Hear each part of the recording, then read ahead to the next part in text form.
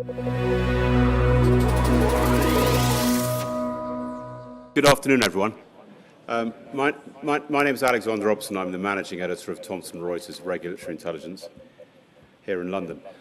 Welcome to this session on bank culture and behavioural science, the latest that we've run in a series. The second one we've done with Starling after a successful outing in New York last spring. I'd like to thank the marketing team here for putting the event together, and I'd also particularly like to thank Stephen here on my left for the many hours he put in assembling this panel. We've been talking about this since last December. Starling published its 2019 compendium today, and a copy of that will be going out to all of you here later on. Today's event's being filmed for marketing purposes, but the questions from the floor will be treated according to the Chatham House rule to encourage a free-flowing conversation. Your panel today, from going across the left here, Stephen Scott, founder of Starling, Sally Dewar, Chief Executive A&O Consulting, well known to many of you from her FCA days, and of course Martin Wheatley, advisor to Starling, a former Chief Executive of the Financial Conduct Authority, Mathilde Ménard, Deputy Directorate of Financial and Enterprise Affairs at the OECD in Paris, and Wijnand Neutz, Head of Behavioural Risk Supervision at the Dutch Central Bank. And at the very end is Lindsay Rogerson, Thomson Reuters Regulatory Intelligence Senior Editor in London, and she is your moderator. So, Lindsay, over to you. Thank you, Alex. Can everyone hear me? Okay, great. So I'd just like to add my welcome to Alex, and just so the panel has a little bit of idea about who's in our audience, could we just have a quick show of hands? How many of you work in compliance? Oh, the majority. How many of you work in risk? Okay, thank you. And how many of you are from banks? It's okay to stick your hand up more than once. And how many of you are from other parts of financial services? Thank you very much. Okay, so I appreciate that you've taken the time to come here today, and we hope that we will give you some actionable insights that you can take away, take back to your firms at the end of the day. And obviously, you, with Brexit now being postponed for 2 weeks, compliance officers have a little bit of a gap in their schedule, so we hope to fill that today. Okay, so we have a very distinguished panel, as Alex has already introduced, and so I won't waste time. I'm just going to jump straight into questions. And I'm going to kick off about taking a look at trust and just sort of setting the scene for why actually trust is so fundamental to the success of the financial services industry. And I don't want to labour it, but we all know the sort of negatives of the financial crisis that we're still dealing with.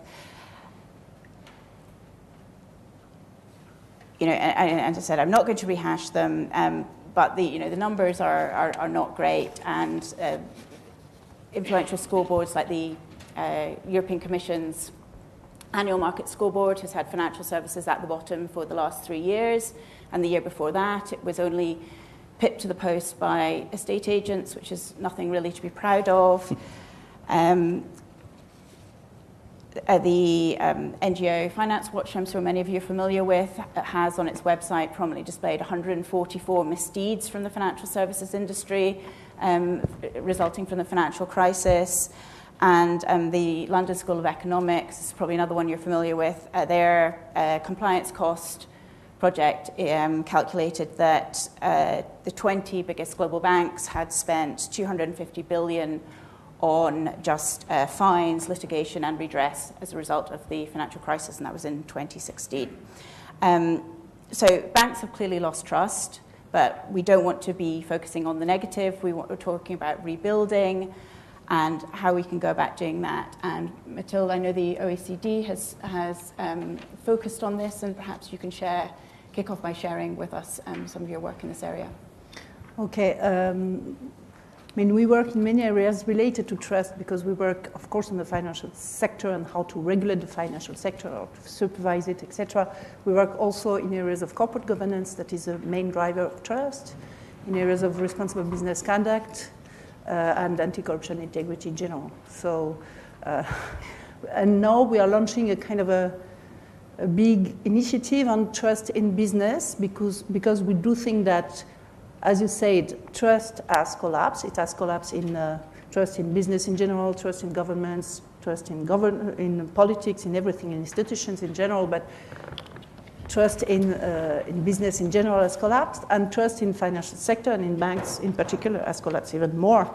And it's the least trusted part of the business now. So we have launched an initiative to try to help business in general, but not only the financial sector, to rebuild trust, because we do think that, you know, now, and it's not weird, the OECD, I mean, there are a lot of research that shows that more and more the company's reputation is a major part of its value, of its share price, of its competitive advantage. And if you look, we have done a lot of research at the OECD on, you know, the value of intangible assets. And these intangible assets now represent more than 80% of S&P 500 market capitalization, for example. And these intangible assets, I mean, covers the brand, the reputation, the public perception, but it has a lot to do with trust. And why is it so? Because you have now what we call the power of the crowd. That means the way the customers, the employees, also the investors, the stakeholders in general, the way they look at business conduct, and also the tools they have now to look at it, to monitor the way business behave. And because of this social media, because of this big data analytics, the AI, etc., you can not only capture the data, but analyze it, share it, etc. So you can not only monitor, but you can reward the companies according to their conduct, and you can punish them also if they misconduct. So we do think that trust in business is more and more important for businesses, that you have an increasing power of the crowd to monitor and reward this conduct. And of course, for the financial sector, because here today we are speaking about the financial sector, it's even more important because, by essence, the financial sector is the trusted intermediary to collect savings, to invest them, to ensure market liquidity, integrity, etc. So trust is for the financial sector like water or sun is for agriculture, for example. So it's really at the core of what it's doing. And the whole architecture, the whole regulation, the whole supervision of the financial sector is meant to monitor this trust and to ensure this trust. So that's why it's very important. And of course, we have seen, as you mentioned, we have seen this trust collapsing since the crisis, well, during the crisis and after the crisis, because you have had a lot of misconduct in financial institutions. You mentioned also like these mis-selling scandals, the rigging of interest rates or foreign exchanges. They had a lot of excesses or problems related to remunerations also. It's not only in the financial sector, but it's particularly acute in the financial sector. And you had also this whole debate about like bailouts funded by taxpayer money without any institutional or individual accountability for them, etc. So we have seen this trust collapse in the crisis. We have also seen that all the inquiries about the crisis have highlighted how misconduct or excessive risk-taking, etc., has led to the crisis, was at the core of the crisis.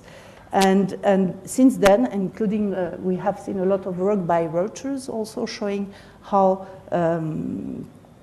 the culture, ethics, and integrity is related to conduct. So we have seen a lot of research or surveys showing that you need to look at culture because culture drives conduct, and conduct drives trust or lack of trust, basically. So that's why we are, and we have seen, but I guess my the other panelists will focus on that. We have seen that all the regulators, many regulators are not focusing on that. They are focusing on culture because culture drives trust. For example, the FSB last year, yes, has developed is a toolkit for firms and supervisors on strengthening governance frameworks to mitigate misconduct and risk. The FCA also in his strategic objectives have focused on cultural reform. We have seen late year, in 2018, the Royal Commission in Australia also focusing its recommendations on culture and trust. So we see that all basically the regulators, the supervisors are putting the focus on culture to rebuild trust. We also see that we are not yet there. In terms of the results, we see that we have a lot of persisting shortcomings in terms of behavior. I will give you a couple of numbers. For example, Vigeo Eiris has found that performance indicators related to business ethics are observed in only 90% of the banks. PwC, for example, has found that nearly 90% of survey respondents agreed that tone from the top is critical, but at the same time, you have only 16% of bankers that say that their CEO is an ethic champion. So we still have a problem. I think we have a very clear knowledge and recognition that we have a problem with trust. We need to work on culture to drive better conducts, but we are not yet there. And I would say that the two good news that we have is that the regulators, the supervisors are focusing definitely on that, and I guess also that's what you will mention because the Dutch are good on this, on focusing on culture. And the other good news that we have in this regard is that we do have much better tools, all these new digital technologies that could help us, not only the supervisors, but also the companies, to track the drivers of misconduct within the companies throughout the company's decision making, and it gives them the supervisors also the means to monitor what's going on. So these are the two good news, but there's still a big problem. No, thank you very much. And we will, I promise you, we will cover digital tools and we will cover the excellent example from the Dutch Central Bank. But first, I just want to come to Martin, who I guess you regulated in two different jurisdictions, but either side of the financial crisis, and you've witnessed firsthand this focus on culture, which wasn't really there before the crisis. And I just wondered if you share your thoughts on why we need, or why there has been a move by regulators to address culture in firms. I think in large part because the initial response post the crisis was about the concern of institutional failure, that risk that banks, insurance companies, asset managers, our financial system would break down.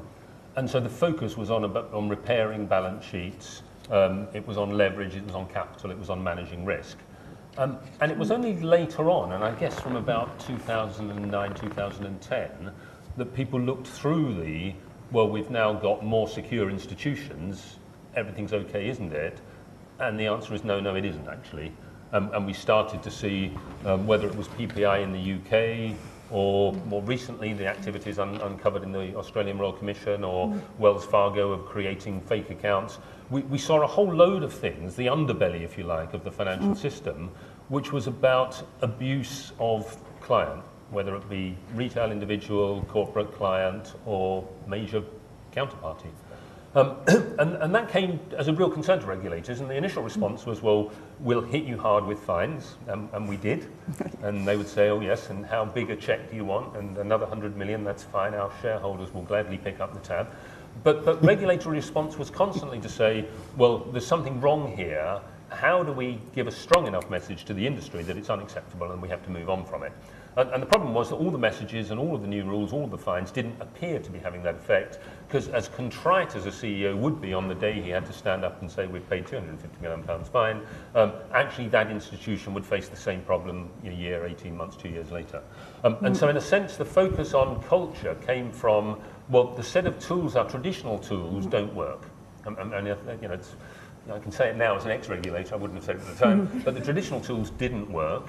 And so we started to go into, well, you've got conduct that doesn't work in your organisation. And it's not that they're all bad people. I mean, there are some bad people, and if you employ 250,000 people, you're going to have some people who are bad people setting out to do bad things. But in financial institutions, they're not. They're people who basically want to earn their living, and if they can get a bonus, earn a bonus, and go home at the end of the week and feel they've done a good job, and therefore did what they were told to do. What they were told to do was to hit targets and sell percentages. And I know, because quite a few of them came to work for me at the FCA, and I said, what were you doing selling PPI? And they'd say, well, we didn't know there was anything wrong with it. It was what our bosses expected of us. So I think one of the problems has been there's an inherent conflict in the relationship between banks and their clients, which has to be managed, and it's very difficult to manage it. And that inherent conflict is, at the end of the day, anybody is looking at balance sheet banking, you're maximising the return on your balance sheet, you're maximising your net interest margin, you want to pay as little as possible to get access to capital and charge that capital out for the most you can.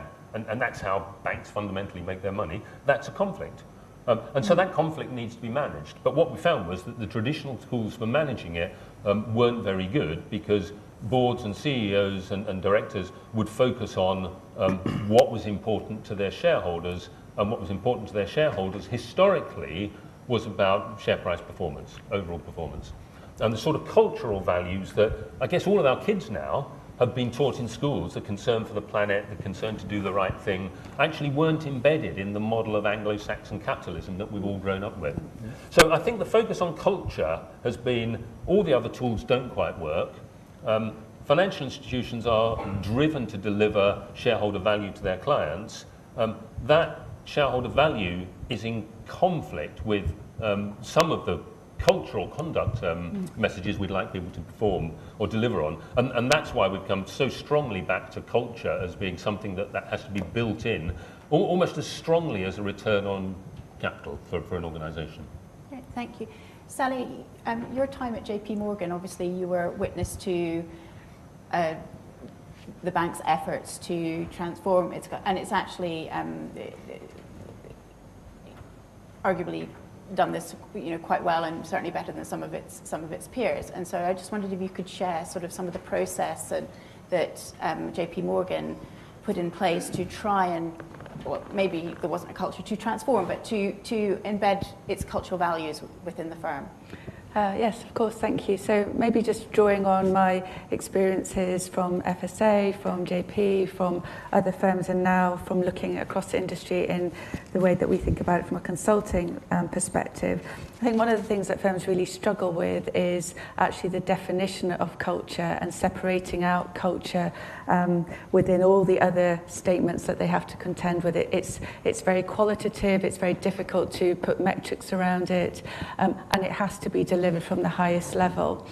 And when you think about it from the perspective of what's our purpose, what's our vision, what's our mission statement, what are our values, what are our principles, and then trying to embed within all of that framework what is our culture, it all can start to get a bit confused.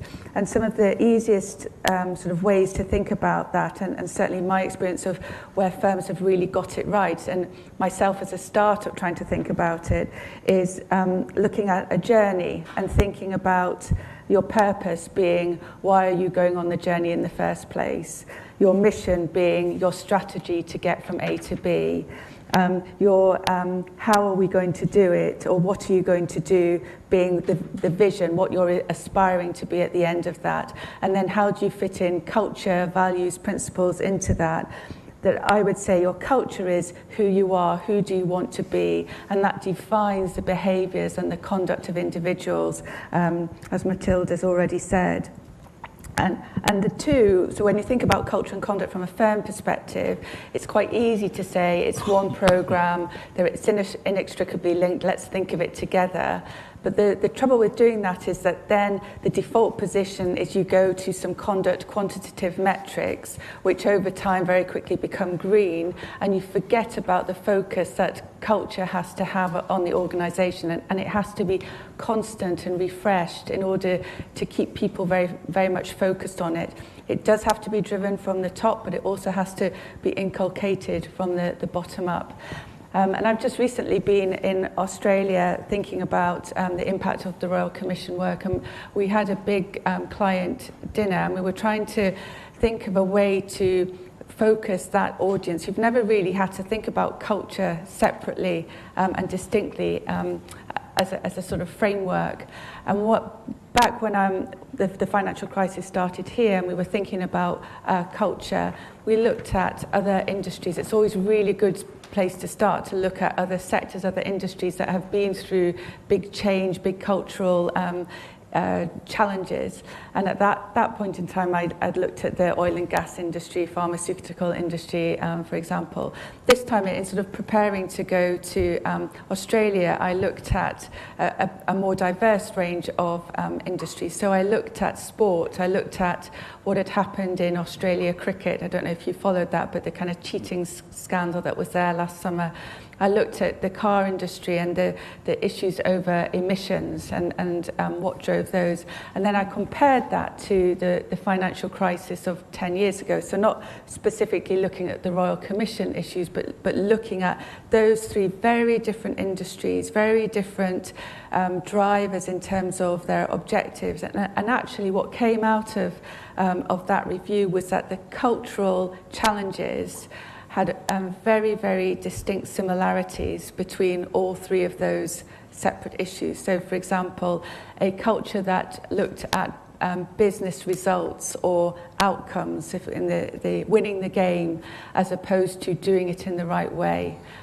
So business drivers being right at the forefront of that, looking at the way policies and procedures might have been written, but did they ever translate into what an individual was expected to do every day coming into the office or going onto the sports pitch, or thinking about the way that their production was being driven.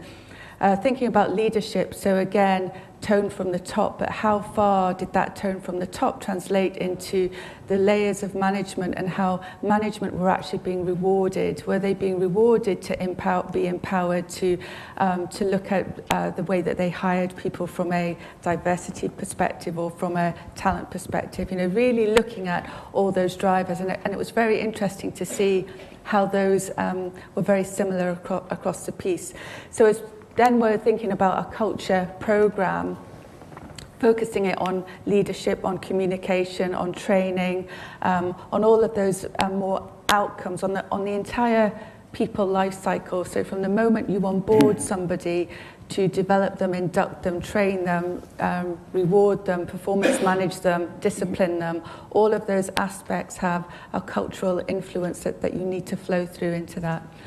One of the biggest challenges, I think, institutions, particularly ones, banks who have been going through this journey for longer than, say, asset managers, are really thinking about how do you embed this into a BAU process, and how do you think about metrics. The regulators are really pushing around metrics by legal entity, by country, and really getting that data so that you can think about quantitative metrics, but also very important, the qualitative ones. And I think that's where banks are really having the challenges today. Thank you. And that brings us nicely on to the Dutch Central Bank and what they've been doing. Now, I won't steal your thunder, but this is really quite an innovative project that you've been running for the last 7 years. And I was in Basel last week, and I heard Sam Woods of the Prudential Regulatory Authority declare himself an avid fan of it, and he even said, he'd be interested in a UK bank to be a guinea pig. So perhaps you could tell us, sort of taking in what Martin and Sally have said about culture, how you go about measuring culture in the firms you supervise, and Yeah, and I should say they actually send psychologists to sit in board meetings as well, for those of you who don't know that, which I find quite fascinating if you kind of picture that in the context of your organisation. Thank you. Thank you. Yeah, I'll elaborate on the methodology that we have developed within the Dutch Central Bank. I am heading a specific expert team called on governance, behavior and culture. We started with what we call behavior and culture supervision. I think the first ID sprang off in December 2008. Just a serendipitous idea of one of my colleagues saying, hey, this financial crisis doesn't have something to do with behavior. A lot, indeed, as Martin was saying, at that point in time, a lot was about rescuing these institutions, a lot on the financial side, let's say, of this large crisis. But it just occurred to somebody, this has to do something with behavior. So we started thinking about how can we integrate behavioral perspectives into what has been thus far very financially oriented job, financial supervision. So now there's an expert team within the Dutch Central Bank looking at what we call behavior and culture. And what we actually, well, to a large extent focus on is executive team decision making. I would say 85% of the things we do is focused on executive team decision making. I will touch later upon what we do in terms of culture and how we perceive culture and why we think it is relevant. But large focus of what we do is on executive team decision making. And the reason for that is, of course, that it has a huge impact on the performance of any organization, so also financial organizations. As I mentioned, we sit within the Dutch Central Bank as a part of the prudential supervisor. My team indeed has specialists, organizational psychologists, because we feel it's a specific expertise to be able to observe behavior of people within a group. It's a specific expertise to know what is important and what type of behavior is not important, how to analyze that, how to interpret that, and then come up with, let's say, sound findings on that. So we have several frameworks we work with. Board effectiveness is one that's very much used. We also have strategic decision making, where we very much look at the quality of strategic decision being made. And we also have, let's say, a framework focusing on risk culture, which basically comes down to decision making in a risk context. So if we look at board effectiveness, we look at the board, and again, if I say board, I mean actually the executive team. We focus on aspects like leadership, group dynamics, communication, decision-making, and mindset. Those are the 5 categories that we look at. And our supervision is, well, to a certain extent, we want to be effective by means of publishing what we do and how we look at behavior and culture within financial institutions. But of course, a large part of what we do is also dedicated to performing examinations on site within these financial institutions. So we conduct examinations, we look at the behavior, executive team, decision making within banks, insurance companies, pension funds, etc.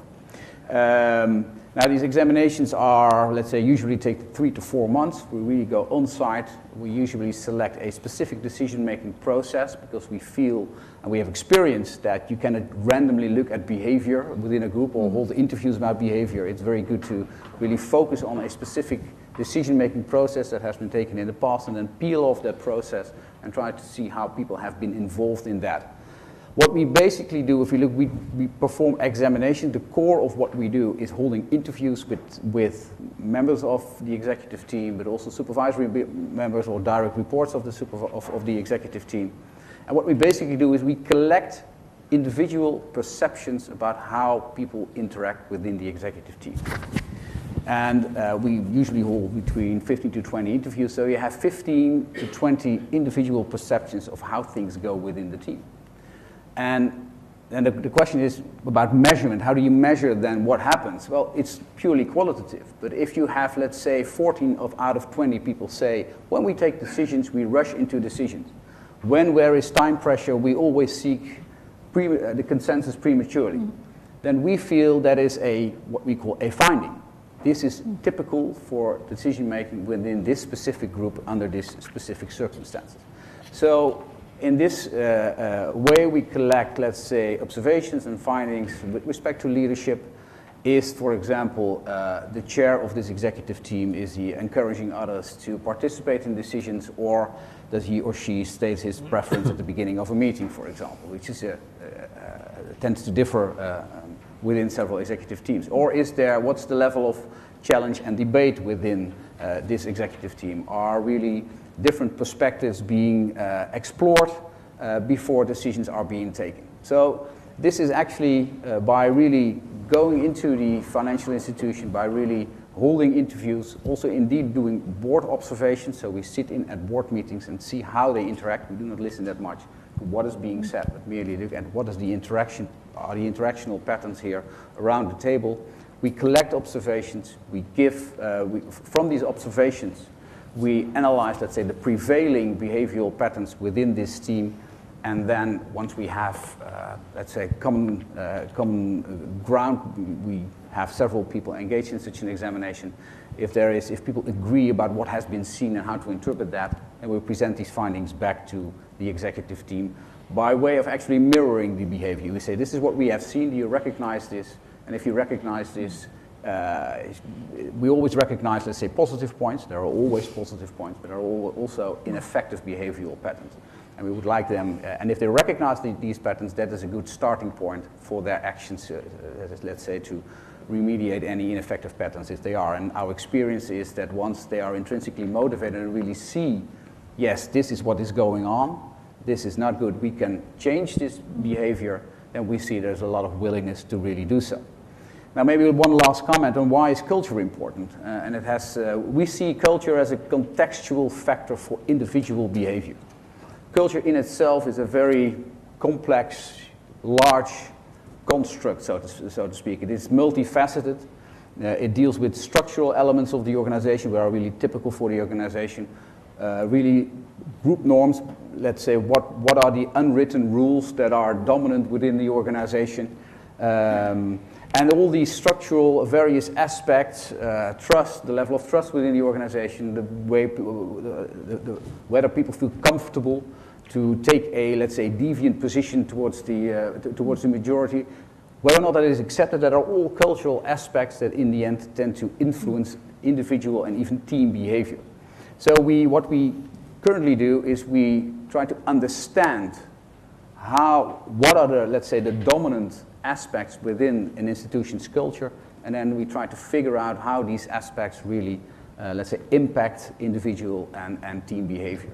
So our, let's say, point of view is not so much in scoring culture. We feel that it's not really, that doesn't really make sense because it's such a huge and complex structure. You cannot merely capture, let's say, the state of a culture in one number, but to understand it. And that is also what has been, I personally have contributed to the FSB paper on misconduct. That is what is very dominant, I feel, in that paper, is that I understand, and I think it's really good, that financial institutions acknowledge the importance of culture, but it is better not to immediately act and say we need to measure it and control it, but first try to understand it. What are the relevant cultural aspects, the really prevailing and very typical cultural aspects of that specific organization? To what extent do these aspects work for you, and to what extent do these aspects work against you? And on the basis of that analysis, try to come up with sensible interventions in how to, let's say, make all these aspects work for your organization. And I totally agree with Sally. It should be a learning perspective. It should be a learning project. You cannot do that within a month's time. You need to experiment. You need to learn. You will make mistakes. But if you do that over time, you understand, let's say, not only the aspects, but also the way these aspects mutually influence each other, and which buttons to push and which one not to do. So it's a learning process and gradually building the culture, which in the end also then, let's say, impacts individual and collective behaviors, which in the end then also impacts the performance of that firm. Yeah, thank you. That's tremendously helpful. And actually, it prompts in my thinking, I'm not sure how many of the audience are familiar with, but last year the Financial Market Standards Board did an excellent piece of behavioural cluster analysis, and they looked at across 200 years, 19 countries, 400 misconduct events. And through all that, they actually drilled down to just 25 repeating bad behaviours, for want of a better term. And so it's building on what you're saying, you have to identify what's gone wrong. I mean, this is industry-wide, not just firm-specific here. But Stephen, you have some tools that can...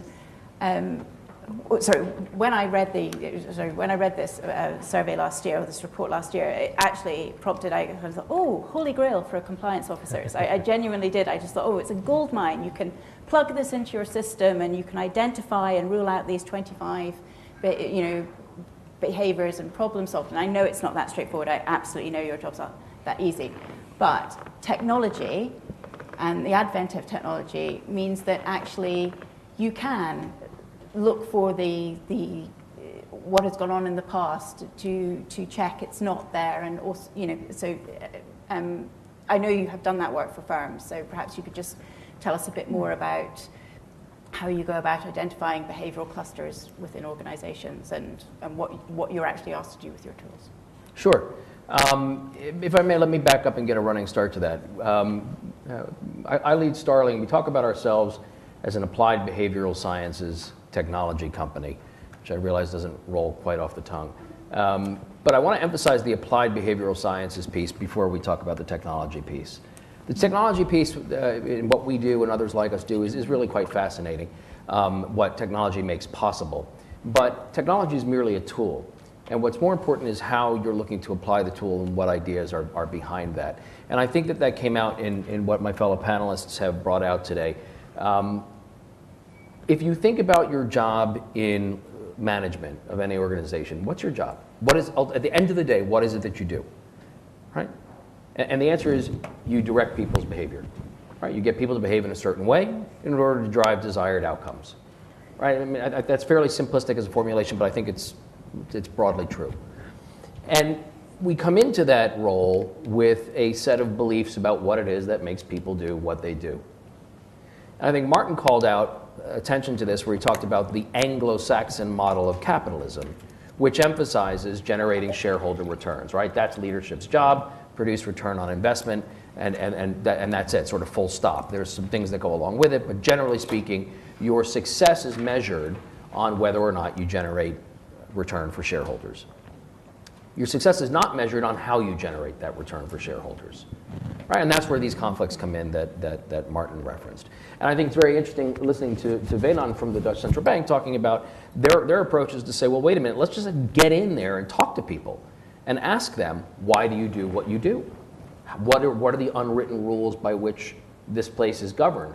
And I think the problem for those of you in the audience who are in risk and in compliance, even more particularly, is there's a sense of the human being as a rational actor. And really the problem is one of incentives, because people do what they're incented to do. So we just need to look at our incentive scheme, which is talking about money. And if we get the incentive scheme right, job done. Right? None of the data supports that view. None of it. Right? People do things that they're incented to do. And money is certainly an incentive that is important for us to consider, but it is merely one. And I'll give you an illustration of what I'm talking about from the behavioral sciences. So there was research done just a few years ago out of the University of Zurich by a guy named Ernst Fehr, if you want to look it up. But what this guy did was very clever. He created a test where people, I think it was math problems, and you had a very small amount of time to do a great number of problems. For every one you got right, you could go up and collect $1. And people would self-report, how many did you get right? And so what you see, and by the way, no one would look at your paper and check. So you could just say, I got all 10 right, and go up and collect $10. And that's it. There's no means of enforcing the accuracy of your self-report. And what they found is that people from all walks of life, everyone cheats, right? But everyone cheats just a little, right? I got 5 right. I said I got 6. I took $6 off the table. And then you repeat the exercise. And they pretended that the exercise was meant to test different mental capacities. So they said, all right, now, rather than a math problem, I want you to do a reading assignment, and then we'll go back and do another math problem, right? And what they did very cleverly was the reading assignment made you think about yourself within your professional context. So if I'm a plumber, my reading assignment would have something to do with plumbing, right? And then I come back and I do this test again, and I can cheat again, and I continue to cheat, but again, at this very minimal level. For bankers, when their job was made salient to them, when their reading assignment had to do with banking, and they're suddenly reminded to think of themselves in the context of banking, and then they go back and do the exercise which permits them to cheat, cheating went through the roof. And it was the only industry where that happened, right? And so I think they weren't going to make more money, right? I mean, it was no different set of conditions before or after. It's just in the second set of conditions, they were meant to be thinking of themselves in the cultural context of banking. And when they were thinking of themselves in that context, their behavior changed, right? And so that, whether or not that study has been replicated, I don't know. Whether or not it's accurate, I don't know. But I think at least at an anecdotal level, we laugh when we hear that story because it just sort of sounds like it's probably true, right? It sort of feels believable. And I think that that's what is being called out by the fellow panelists here. People do things that they're incented to do based on a whole number of different incentives, and one of them is your identity. And your identity is very much so defined by your group. We tend to mistake identity in thinking it's this inner life that we have, me thinking about me. And so we'll do, how many of you have done psychological surveys before you hire people? Right? How many of you have to do those surveys yourself? Right? How many of you have completely changed the way you run your organization and found yourselves to be tremendously more successful on the back of those psychological surveys? Zero, right? It's because we don't do what we do because I'm the kind of person who. I do what I do because I'm in a given social context. And it's that part that I think Wynand was talking about. What is the social context within which we take decisions? What is the social context within which we behave in certain ways? And there are patterns to that. And that word should be the sort of the key word for my comments. Where there are patterns that can be discerned. And technology makes it possible to do that in ways that have not been previously available to us. And so fundamentally, that is what our technology does. I won't bore you with the technological details about slot A going into tab B, or I'm happy to do that. But the way the technology works, ours and others like us in the reg tech space, is we're able to distill patterns from data. And those patterns tell us things about our organization that are non-obvious, very often counterintuitive, and invariably when we work with different firms, what we show them about themselves is a surprise. Because all of you, if you think about your firms, how many of you use the 3 lines of defense management system at your firm, right? How many of you have org charts to show you who has what job at your firm, right? So you look at these things and say, this is how we're structured. And that gives me some information about how things work. Almost invariably wrong. Right? It's the company behind the charts. And we know that, right? If you think about your own job, I mean, who do you report to? But if you have a problem, who do you go talk to? Is it necessarily you're the person you report to, or is it necessarily your immediate peer in your department, or is it someone with whom you have a particularly strong level of confidence and trust? So we think that those trust networks inside organizations, we've talked about trust in the industry from the outside looking in. For us at Starling, what is far more important is trust within an organization. Who trusts whom? Because if we want to encourage people to speak up, if they have a deviant view, to use the term, Wynand, that you used, if we want people to speak out when they witness bad things, they're only going to do that with peers whom they trust deeply. And so if you don't have a good understanding of the trust map within your organization, you don't have a very good understanding of the social context within which behavior is taken. And technology allows us to discern patterns around that in standard corporate data sets in a way that's not been heretofore possible. Thank you. I want to sort of ask all of you really, sort of from your various different perspectives, we are at this new dawn where we have machine learning, we have the promise of AI, there are huge, data in the cloud means it can be managed and gone through so much more readily by both regulated firms and regulators. I'm just wondering how much do your clients, for example, Sally, how much are they seeking to use technology more within the compliance and to moderate conduct within organizations? And equally, Wynand, how are you looking to use technology to enhance what you already do? But Sally, if you can. Yeah, so I think number one, so data is king.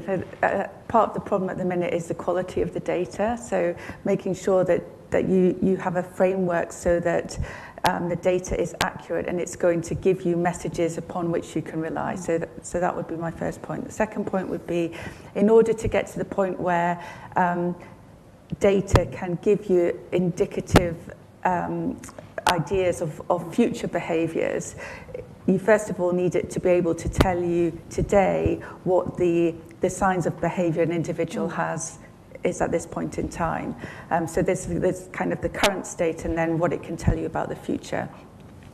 When you looked at the FX findings from the FCA around the behaviour of the traders, the thing that came out to me really clearly was if you have a poor compliance culture, a poor risk culture, and a poor sort of HR culture, in effect, at an individual level, it can tell you how you can think about future behaviours. So what that told us was, ex post, we learned a trader who doesn't take their 2-week mandatory leave, who doesn't do their mandatory training, who might break cancel and amend, do a lot of cancel and amends, who might break risk limits, who might have had some employee disciplinary action going forward. If you were able to bring all that together, it could have given you an indication of the mindset of that individual, which would sort of ex ante have enabled you to take some action. So what we learned from the FX piece was that when they looked at the traders across the market who had colluded together, they tended to all have this poor compliance culture. So I think that the first step is to bring those data points together. Most firms have compliance drawing together their data, risk drawing together their data at an employee level, but bringing that all together so that you get one view of a trader or a banker or anybody else for that matter, that can give you that all-rounded perspective of their compliance culture. Tells you, in aggregate, what their behaviour is like today, but also going forward can potentially help predict then what you need to do in order to avoid that individual causing massive reputational damage to the firm or doing something that would breach in a big way policies and procedures. So that's the way that firms that I've seen are thinking about it, and whether that's tactical solutions or strategic solutions. The first point is to be able to have that view at an individual level in order to be able to think about whether that individual is the right person within the risk appetite of the firm. And then if it is, what measures can you put in place to mitigate any risks that they may be posing? Thank you. Raina, how do you see technology and the tools that are now coming on stream helping you? Yeah, well, actually, you probably, as I've explained, the manner in which the Dutch Central Bank operates in the field of behavior and culture, that is not about big data. That is really about having a small group of people diving into a team of between 6 and 8 or between 6 and 10 people, holding interviews, etc. That creates an enormous amount of data. We have interview reports of 400 pages that we need to categorize and analyze, etc. So we certainly would like to use some tools in doing that job for us. But that is different than what Stephen have been discussing. I would say that the area is promising, but what its effect will be, let's say, within the organization, I'm still thinking about that. And Stephen and I have discussed that also, that if I totally understand and I can see that you need to use technology to go through these vast amounts of data within a huge organization, and that you're able to discern patterns from that. Now, what we at the central bank would like to do is use that in a preventive manner. So what we don't want to look back and see what went wrong. We want to identify behavioral patterns that might cause problems in the future. financial issues for the firm itself. And for that, in our own methodology, we have experienced that openness in the communication is vital. If people do not want to tell us how they feel, what their position is, they will, because of fear that we as the Dutch Central Bank, if they give the wrong answer, we will punish them or penalize them for it, then they will not tell us anything and we will not be able to do our work. So trust within the organization is crucial. Now, the question is if you can use these new technologies in a manner that it builds trust within the organization and not feels as a kind of a repressive tool that everybody's watching me and I cannot do anything itself. So I think in itself it is promising, but the question is how can it be applied together with various other, let's say, perspectives and methodologies that it works for the organization itself. Only looking at culture will not, it's not the holy grail. Only looking at structure is not the holy grail. Only looking at technology is not the holy grail. The question is how can we combine the various perspectives and make that workable for the organization. Thank you. Martin, if I could just ask you, were there anything in today's solutions that are available for firms that you wish that would have been there 4 years ago? One of the things that in my time, and I'm certainly sure it's still true today, that we invariably look to is what have firms done, either based on their own discoveries or broader market discoveries. And I remember painfully a conversation I had with one of the UK bank CEOs after the Forex scandal broke, and I said, look, what were you thinking? We had LIBOR 2 years ago. It was a group of traders who were operating across banks. They were using code words. They were colluding. What did you do after that? And he said, well, we were working through the trading floor, but we just hadn't got to Forex yet. Now, if you had a tool that said, actually, it's not going to show you exactly where the smoking gun is, that will narrow down where you focus your audit activity and will allow you to prioritize, not just on a 3-year calendar cycle, let's do it alphabetically, which one we go to, but actually there's an area that appears to have a set of characteristics that are not telling us there's collusion and fiddling going on, but there are certain similarities, then that would be a tool that I'd expect. People didn't do that last time around. I hope they would do that now. So those tools are available. I mean, Stephen's talked about one. I'm sure there are others available. There is a risk, and the risk is you put too much faith in outcomes which can generate lots of false positives. So the really important thing to do is to use that data set, augment it with traditional audit, kicking the tires, going in and looking and checking, and actually you end up with a faster to discovery point of where you have problems in the firm, rather than, as I say, a 3-year cycle that allows you to get quite slowly to uncovering problems. No, thank you. And it was good that you said you still need the human element, because I don't want anyone in the room to think that we're about, or Stephen is about taking your jobs away. And I am. Everyone. No. Well, it's really important to understand that. But one of, and again, there's been some interesting papers in US medical sciences recently about how the prevalence of machine learning is generating lots of data sets that appear to show conclusive evidence, but then become non-repeatable because it's identifying a pattern that exists only in the data and can't be taken from the data to real life. So it's absolutely key that you take those data outcomes and then you apply, the feet on the ground approach to it. But you prioritize where you spend your time. If I can just piggyback on that very quickly. So we actually talk about our technology as augmented risk intelligence. And it's very much to this point. We're not replacing human judgment. There's no real ability to do that. But you can augment it. And so the analogy that we tend to use is that of the MRI. Right? When magnetic resonance instruments were put into the market, it wasn't the case that doctors lost jobs. In fact, it created more jobs. Right? People who were specially trained in using these MRI machines. Now, if you had a cough and you went to the doctor and they said, well, it could be cancer, let's start biopsying your lung at random, that might be one way of testing for things. But would you not prefer, if you had an MRI that could detect whether or not there was a black spot on the lung, and if indeed there were something discovered, then you put the biopsy needle in specifically that place. And that's the way I think to think about the use of these technologies. It allows for prioritization in the application of scarce risk management resources. And it allows you to anticipate, when we've seen this pattern in the past, we've seen this behavioral outcome, right? And so given the fact that we're seeing that pattern again, this outcome may in fact once again appear, and we now know what we should be testing for, where, and when, with far greater efficiency and accuracy than the current suite of tools that are used permits for, right? Most of it is surveillance and monitoring. Something goes wrong, an alarm goes off that says, someone's just broken into the house, right? It's sort of like a home alarm system. If someone kicks in the front door, an alarm goes off. But you've still got a thief sitting in your living room, right, at that point.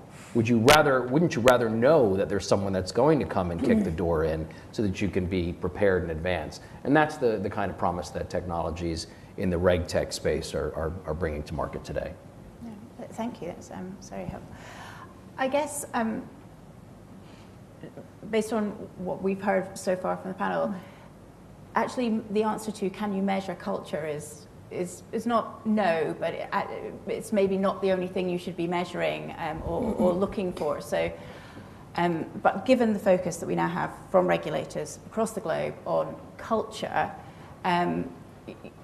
you have to be able to quantify what you're doing and demonstrate what you're doing in some way. So I'm just wondering how, Sally, how you go about helping, based on what you said before, but in that very specific point of how they actually evidence what they're doing around the culture piece.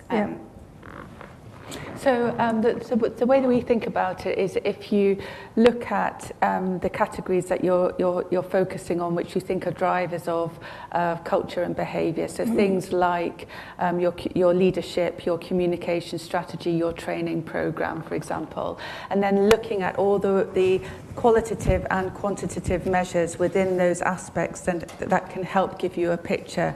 So, for example, if you start with leadership behaviours, so do you have a purpose or a set of principles and values? How are they translated into what an individual sees and feels every day of life as they conduct do their job? Do the leadership model those behaviours? So are there town halls? Do they do skip level type meetings, sort of one-on-one communications, group communications? Do they speak and reinforce and reiterate? So although that's, it can be quantified in terms of who's doing it, when are they doing it, what are the issues discussed, so you can pull out those themes. It's much more about does management have a behaviour in which they see that going out, role modelling the values and behaviours of the company, but also speaking at all levels and communicating. So again, to the point made earlier, it's about that open communication and trust. So there's communication, and then how is communication thought about from a technology perspective? It's not just about you've got to think about all the different mindsets and try to tackle it in lots of different ways. So your webinars, your emails, the screens as you walk into the building, all those subconscious reinforcement mechanisms. So that's for leadership. Then around communication, it's exactly the same. How do you fit it in, the communication about culture, in every aspect of the way that people interact with you every day?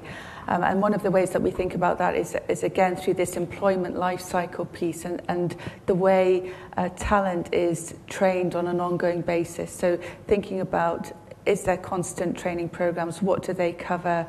Are they done in a way that's meaningful, not just kind of online tools, and measuring in that sort of way? So it's taking a qualitative framework and trying to put some quantitative measures around it. The challenge is making sure that in and of itself isn't counterproductive. So one example would be if a manager says, I want everybody to have at least once a month a lunch and learn with their team, right?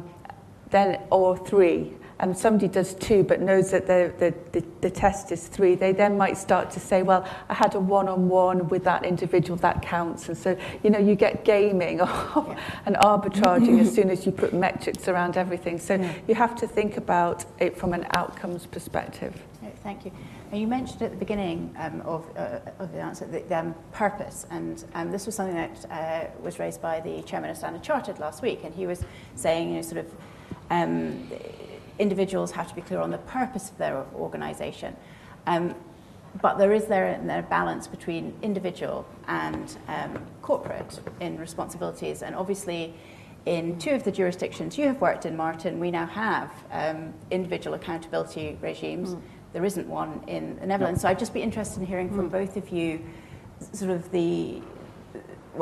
how you account for the role of the individual without a hard and fast banning regime, which is as firm as the senior managers regime or the manager in charge regime. And likewise, what you think those regimes actually give an individual accountability regime. What extra tool does it give you as a regulator or as a compliance officer to get people to do what they're supposed to? Well, if you go back to the purpose behind it was bad things were happening, but the rules typically would only bite at an organisational level, and there weren't a set of specific standards other than general standards which would bite at an individual level. So corporates could be held responsible, but when you hold a corporate responsible, what happens? They pay a fine and the shareholders pay the fine. So it was very much a case of saying, okay, there are a set of standards that we think should apply at an individual level. So the senior managers regime was absolutely saying, you as an individual should meet these standards. And they're not complex or difficult, or in any other industry you'd struggle with why people shouldn't be expected to behave honestly and fairly and openly, which is broadly what the standards require. There was a lot of resistance to it. If I'm honest, I think we're still in fairly early days as to whether that will make the desired change or not. But I think it was a necessary step going forward from simply holding corporates to account when ultimately no individuals were ever held to account. Okay, no, thank you. So you don't, in Holland, have an individual accountability regime, but you clearly still regulate. So how do you hold the senior managers to account? Well, let's say in the area of behavior and culture, we think role clarity, and that members of a team are clear what they can expect from each other, and whose task is a crucial requirement for a good operation of such a team. So we always look at that, but don't not from a perspective like is everything written down in the grid, and if you do not adhere to that agreement, then something comes wrong for yourself. So we don't enforce it like that. We think it's a very important requirement, role clarity and taking responsibility, but we do not have a specific regime for that. Other, of course, that every member of an executive team is bound by his duty to fiduciary duty as an executive team member, and that, of course, from that perspective, somebody can be held into account. But we do not have, let's say, transferred that notion into the realm of financial regulation. No, in the Netherlands we didn't follow that. In the Netherlands, you have to take a banker's oath. That is something else, let's say, from where each individual banker has to take an oath that he and she will act honestly and with integrity and serve customers rightly. But that's, of course, again, something different than the senior managers regime here in the UK. But focuses the mind. If you actually have to, if you actually have to take an oath, that's sort of. Can I maybe just make a point there? Because from a firm's perspective, my observation would be that certainly for compliance officers, risk officers, but also actually for those firms now that have lived and breathed it, it's in its third year. It's actually on balance seen as a positive thing. It's helped focus roles and responsibilities, you're right. It's helped identify gaps in controls or responsibilities, which is helpful. It's helped focus on legal entities, so from a resolution planning perspective, and having front office in particular think about where they're booking or where their risk is running from a legal entity perspective is helpful. So I think, and from a governance perspective, it's helped streamline and focus governance, where governance can actually help individuals meet their responsibility. So my sense is that although it was a unwelcome framework to start with, largely because people didn't really understand it and didn't understand the tools that would come on the back of that regulators would use. In terms of strengthening governance, strengthening the control environment, helping the front office understand their business end to end, it's actually done a lot to strengthen that framework. No, thank you. I'm going to open up the floor to questions after one final question to the panel. So if you just have your questions prepared, that would be great. I've been asked to cover the rise in prominence at regulators of gender, the importance of gender balance for institutions. And I have to say here that the regulators themselves are not immune to this. Both the ECB and the Bank of England have faced criticism for the lack of female presence, and the annual report on gender balance for central banks showed just 2 weeks ago that we still only have 14 women running 173 central banks. So there are 173, there's only 14 women in charge. I know, as we'll come on to explore, diversity is not just gender-based, but in regulatory statements in the last sort of 12 months, we've had both UK and Irish regulators perhaps push the boundaries just a little bit further into perhaps whether companies have a fiduciary duty to ensure gender balance by quoting academic research, which I think the Irish regulator said that there was referred to a study in Australia which had said more gender balanced boards brought down the level of fraud in organisations, and then I'm sure everybody knows it's been referred to by the FCA a couple of times, the higher return on equity that comes with a more gender diverse world. So that's an interesting new area which we're perhaps entering into. But I just, Mathilde, more women in senior managers, in senior leadership roles, why is it important? Why should we be? Well, I think, there was this famous hypothesis by Christine Lagarde saying that if it would have been like the Lehman Sisters, maybe the banks would have taken less risks. And I think that there has been a lot of research done since then, think that it's not true, because the women that were rising in this type of organization basically would have had the same behavior as their male counterparts. So, in this sense, there is not an easy answer, an easy fix saying that, okay, women would be, that's my personal opinion, less inclined to fraud or whatever, or bad conduct. It doesn't work like that. I don't think it has been proven at all. But there is more and more also work showing that you need diversity. So in a sense, if women bring diversity, if you not end up with having women that would be the copy conform of their male colleagues at the top of the organization, yes, if they bring this diversity into boards, and in many cases they do for different reasons, because they might have had different careers, or they might be selected from different backgrounds, less from the operational pipeline, but more from support functions or different type of careers, basically. So in this case, they do bring diversity, and what's important is, as you were mentioning, it's the capacity to have different views in the decision making. So it depends also which kind of woman you bring in. You could have women that would be like just to stamp the decisions of the others, and in this case it doesn't bring anything, and maybe you need more women than just one or two, because you need to create an environment where you could have a dissenting voice, be it from women or from other type of different profiles. So it's really, I think, I was very interested in what you said in your first intervention, to see how the boards do function, how they allow these dissenting voices, questioning the view of the leader, etc. So bring women in some cases, in some contexts, could bring that. Yeah. But it's not a magic thing that because you have 2 women or 3 women, then you won't have frauds, You might have more discussion if they have a different profile, and if the context make them able to speak and dissent sometimes. Yeah.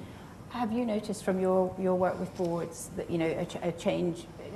Well, is there anything discernible from more gender balanced boards that you? There might not be. So I'm not trying to put words into it. I understand. No, actually. I would answer in the same fashion as Mathilde did. We think diversity is crucial, it's very important.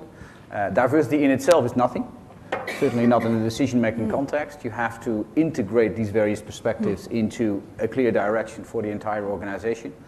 I think having diversity is in background, in experience, and also in terms of gender. We did not do an analysis to see whether or not compositions in boards with, where are different amounts of male and female, whether or not they produce different results. We haven't analyzed that. I can say that, let's say, academic research in this field is not unequivocal. That really depends on the setup of the design or the design of the research, what comes out of it. But in general, we would say diversity is important, gender diversity as well, but it all evolves around how to integrate this diversity into coordinated action. Stephen, you and I have spoken about this before for an article I wrote, but given that it is now, certainly in terms of the UK, government policy to, we have the Women in Finance Charter, which the most recent assessment highlighted that actually investment banks are still the worst for filling senior leadership roles with women. And there's a shortfall of 2,500 just based on their own targets. So the Women in Finance Charter, for anyone that doesn't know what it is, it allows the banks to set their own targets for where they will get to on gender diversity. So this is their own targets, and they're 2,500 people short at the moment. But I know, because we've talked about it, that you're very cautious that we don't solve for the wrong problem. So and perhaps, because I know, because you've shared it with me, you've identified the clustering effect of women within organizations. So perhaps you could share some of that. Yeah, I'll just keep this brief because I do want to let the audience have questions. Yeah. As Alex mentioned earlier, we produce a report every year. We call it our compendium of regulatory activity around culture and conduct. Our 2019 issue has been released today, and it's available on our website. And we cover this topic quite extensively. And so look, there is a bunch of academic research out there that shows that organizations that have a greater number of women in visible leadership roles outperform their peers economically. And there's also quite a copious literature that says that organizations that have more women in senior leadership roles have reduced conduct risk. And the FCA has pointed to these two things. But I think there's a mistake of conflating correlation with causation. It's not necessarily that women drive these outcomes. Yeah. Rather, it's the way that women behave that drives these outcomes. And so I think it's a behavioral trait that we're solving for, not necessarily a gender trait. Now, if we want to say that there should be more women in leadership roles just because we as a society think that that's what we should do, there should be gender parity, well, then let's just say that, right? And then that's it, job done. We want gender parity, period. It's a social good that we're solving for. But that's not the way it's being couched in many of the conversations. Rather, it's reflecting what Martin referred to earlier with this Anglo-Saxon model of returning shareholder investor. We need to have more women. Why? Because it produces higher ROI. And maybe that's true, but I think it's a behavioral pattern that we're solving for, and that pattern can be seen among men just as much as women. And so I just want to make sure we're not using diversity as a divining rod for the wrong things. Yeah. Just before I throw it open to the floor for questions, Sally, Martin, do you have anything you don't? Can I just a plea to avoid tokenism? There is a risk that that is what it becomes. India changed its corporate governance rules in 2013 to require that a woman was placed on the board. None of the companies had done it by December, and SEBI, the regulator, said, look, I'm really serious about this. If you haven't achieved this by the end of the year, there's going to be consequences. So on the 31st of December, every company chairman put his wife on the board. That's true. I fully agree with that, but I think there are some other experiences that are a little bit more positive in this area. And you know that in a couple of European countries, we have these quotas. And my country in France, we have like 40% minimum of each sex, And at the beginning, we had exactly this conversation. Okay, it would be tokenism. Women didn't want to be on board because they would be like the token women on board, etc. After a couple of years, and not that long time, it works. And we have enough women on boards, that more than 40%, and they are not tokens. And French companies have not collapsed. And apparently the boards are as good as before. So, and my interpretation is not because women are better or whatever, it's just because they have to have these women on board, they have had to professionalize the recruitment of board members. So it was less based on old boy networks, etc., as it used to be in France, at least. So because they had this kind of they had to deliver on having more women, they professionalized the way they recruit their board members in general, and it has worked. So it's a process also. I guess the only other thing I would add is that what the regulators are trying to do is to say there are other non-financial indicators of culture, of which diversity is one. And so it's about management's sort of attitude towards diversity, which I think is the most important thing, and think about diversity from its broadest perspective of culture, background, gender, whatever.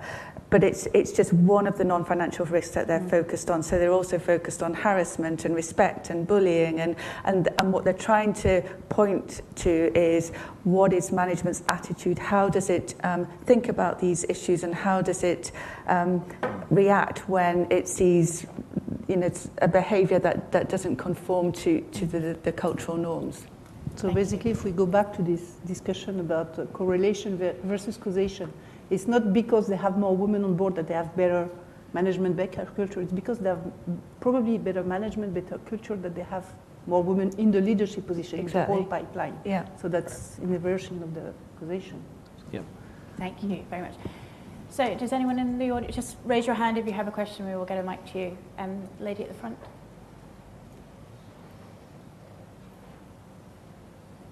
And if you want to address your question to any particular panelist, feel free. If not, anyone will take it. So mine's just a general question to everyone on the panel. What are your thoughts on the FCA's newest development within the kind of space of conduct and culture, which is that banks should extend their programs to also focus on non-financial misconduct? Well, I think, as we've heard on the panel, I think that's absolutely indicative of good culture within a firm. People start to look at things like harassment, like bullying, like other activities in the firm. A few years ago, we took an action which was quite controversial at the time, but when a hedge fund manager had been found fiddling his train fare coming into London every day, it wasn't that he was badly paid, he just liked fiddling his train fare. And the FCA took action and said, actually, we don't believe you're a fit and proper person, not because of any thing related to your financial role in everyday life, but because of your conduct. So it's always been there in background, and I think the fact that it's now being addressed more forcefully, it's saying actually that's indicative of culture more broadly across the firm. I think the challenge in some of that for firms has come when you've got the certification regime and the senior manager regime, and you have to go through this annual process of assessing fitness and propriety as to how far into an individual's personal life you're supposed to go in order to make that judgment, and particularly when something like that comes out. And what I tend to be finding is that if something comes to the attention of an individual who's making the assessment of fitness and propriety of another individual, or they've self-reported, then absolutely you have to take that into account. But it's not that you should go on some sort of witch hunt, hiring private investigators to try and find out how an individual is actually behaving in their personal life. But again, I think it's something that firms are sort of grappling with at the minute.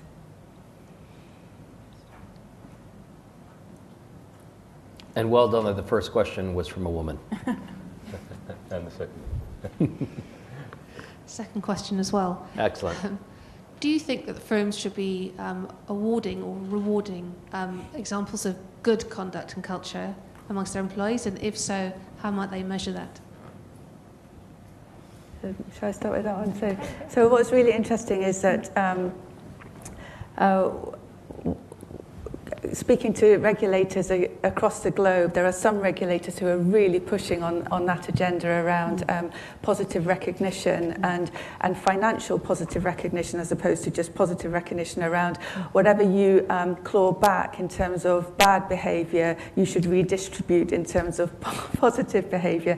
And a lot of firms' reaction to that is actually we employ an individual to live and work within a defined set of standards and behaviours, and we shouldn't have to, and we don't think it's right that when they do behave in the way that we expect of them, we positively reinforce that with something over and above what we would have done already. But I think the emergence of a much more balanced scorecard, which when thinking about compensation, performance reviews, bonuses, etc., actually recognises behaviours alongside business results, alongside risk and compliance culture is probably the right way to think about it. But finding other ways to recognise good behaviour in terms of non-financial is something that, again, just is additive to a broader cultural, positive culture. So, can I just jump on that one really quickly, because this ties very closely to a lot of what we've done and have seen at firms. And I think there's a piece on your seats, Culture is Contagion, which was written by one of our advisors, who's a network theorist. In any organization, there's the formal org chart, and then there's the informal org chart. And I described that earlier as what we call the trust graph of an organization. And what we see over and over and over again in our work is that the people who are most highly trusted in an organization are not the people who are most prominent on the formal org chart. It's very often the people who are down in the trenches and who are unsung. Those people provide a certain social glue for the organization that facilitates a whole host of desirable things. Those highly trusted people can also facilitate a whole host of undesirable things, right? Because we will take our behavioral cues from the peers that we trust most deeply. So I think where it's a possibility to identify the high influencers in an organization, the technology like ours and others makes this possible. If you can identify those who are deeply influential, deeply trusted across the organization, and you can also demonstrate that they're good ambassadors for the mission, purpose, values of leadership, I think calling those people out and singing their praises is very much so in the short, medium, and long-term interest of an organization. Above and beyond what they're all, because they're probably not recognized. They're certainly not recognized in the formal org chart. So if you can call out, hey, this person over here is really the one who's making a meaningful difference, I think that sends a terrific tone from the top for the rest of the organization. Right, I was just curious, are there particular things about remuneration and how people are rewarded that you expect to see when in the firms you regulate? Of course, we have a remuneration policy, but policies within that the Dutch central bank supervises. But we certainly on the executive team context, we do not really look at the remuneration.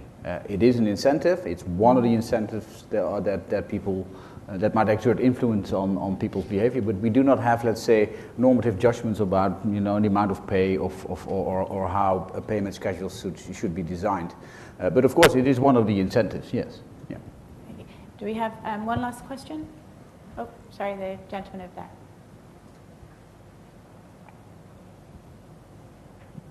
Hi there. Both sides have been around sort of measuring culture, whether that's good or bad, and we've got kind of like a quantitative side and a qualitative side. But ultimately, if you're trying to sort of gauge it one way or another, you're profiling. So you're profiling whether what a trader looks like or a team looks like. How do you balance the over-surveillance and the disconnect of trust when you do that, when you're trying to go about this? Because I think that's the difficult thing, because if a team finds out that managers have all this information on them and they didn't know that they did or something like that, that's immediately going to be damaging. I was afraid I was going to look at me on that one. Yeah, so look, I, for reasons that'll be obvious, tend not to use the term profiling. I think that creates a connotation that I don't agree with. But look, many of you here are working with banks. How many of you are using surveillance and monitoring systems? How many of those systems are tracking every keyboard stroke in the building? Right? Many of them will do that. JP Morgan, I'll pick on Sally. JP Morgan, after the financial crisis, announced that they were adding 8,000 new compliance officers, right, at roughly $100,000 a year on average salary, so $1 billion in additional compliance officers. And many of them are actually reading through emails. And where they're not, you've got systems that are using tools like natural language processing to go through the emails and looking for code words. Martin referenced that, right? So in any financial institution, just on the basis of current regulatory requirements, let alone internal governance interest, there's a massive surveillance infrastructure. And every employee that comes into the building knows that that's there, and they have to sign off that the data that is on their work machines is the company's data, not their personal data.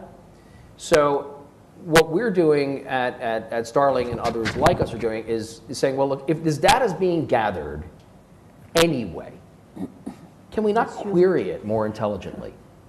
Right? Can we not ask different questions of the data, and in so doing generate different insights? And I wouldn't call that profiling any more so than, do you do 360 surveys? Do you do one-on-ones? Do you do exit interviews? And is all that information being kept by HR? And is it being used in making management decisions around how people are promoted or not, or kept or fired? You're gathering information in order to inform your decision making. We're gathering better information at scale in a far more efficient means than today's systems permit. And by the way, at our company, as it happens, we work only with metadata, which is to say things like to, from, CC, BCC. We don't touch the text. So we're nowhere near Big Brother. We're very little brother in that regard. And still, the technology that we've devised allows us to create insights that firms simply today do not have access to. So I actually think that we're creating a far better environment for the employees as a consequence of that. Self-serving, but I happen to believe that's true. But if you were a company that didn't have integrity and transparency at the heart of it, then you could end up actually creating an algorithm that is autocratic and doing kind of what we imply, which is a big brother. And I think if we look at that in the broader conversation of trust, is that something we want to be advocating? Or are we deliberating around the risk of that as much as we should be? Yeah, that's a fair point. So a lot of it's going to come down to human judgment about how do we run this organization? Is this a vendor that has values that we share? Do we want to work with a company like this? Yes or no? But broadly speaking, this category of technology exists. The genie's out of the bottle and it's coming, right? And so I think the question for you who are practitioners is, given that, how do we put these tools to best use in a way that's most appropriate for our firm? And there'll be a learning process involved there. But look, there's an obvious trade-off in society between two social goods: personal privacy and the integrity of the financial system. And you're going to have to juggle interest in those two priorities, which at times can be competing. Thank you. We are just exactly on time, so it just remains for me to do a quick sum up and thank the panel. So hopefully you have actually learned something from today, and I saw several of you scribbling away on it, so I hope you have. I think we've learned that culture has to sort of come from the top of an organization in the first place.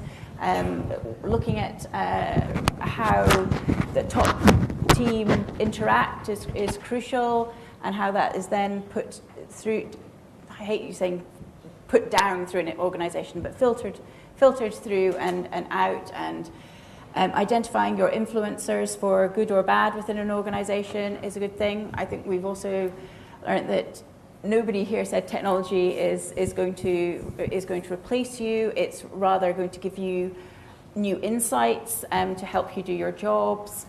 And yeah, I think I will leave it there. So if you could just help me in thanking Stephen, Sally, Martin, Matilda, and Werner, please, that would be great.